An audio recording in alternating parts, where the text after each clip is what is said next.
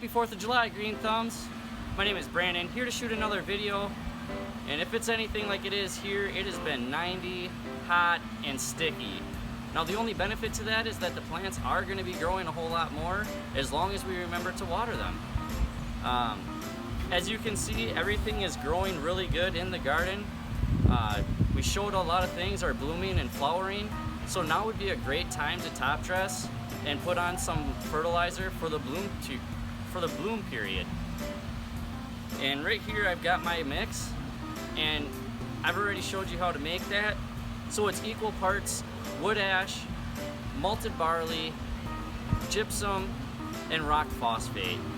Now I can't say that these are all the best nutrients for your particular situation, but if you are using rainwater and you are using containers, you are going to want to use something just to give you that extra boost for flowering. Now to be honest, I would rather have top dressed 2 weeks ago when I first saw everything starting to flower, but I didn't have the opportunity. And the reason is that all this stuff takes time to break down. The one nice thing is that the malted barley is an available source of nutrients right away, plus a microbe kickstarter to help break everything else down. But when I see everything starting to flower, that is my indicator that I need to top dress so that I can have a wonderful harvest. So I'm gonna go around. A handful is roughly a quarter cup, and I'm just gonna take a quarter cup on anything that's blooming and give it a little top dress and work it into the top of the soil surface.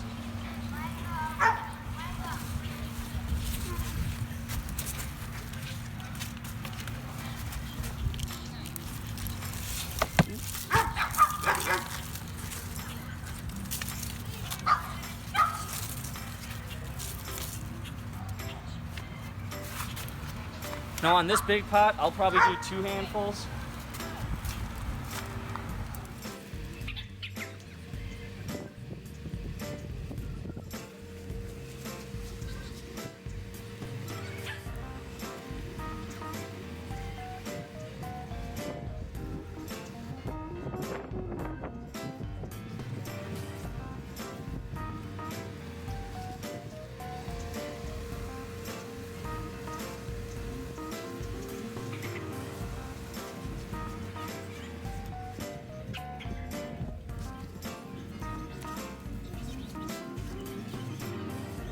So I've got everything top dressed. Like I said, I wish I would have done it 2 weeks ago just to give it a little bit more time to break down.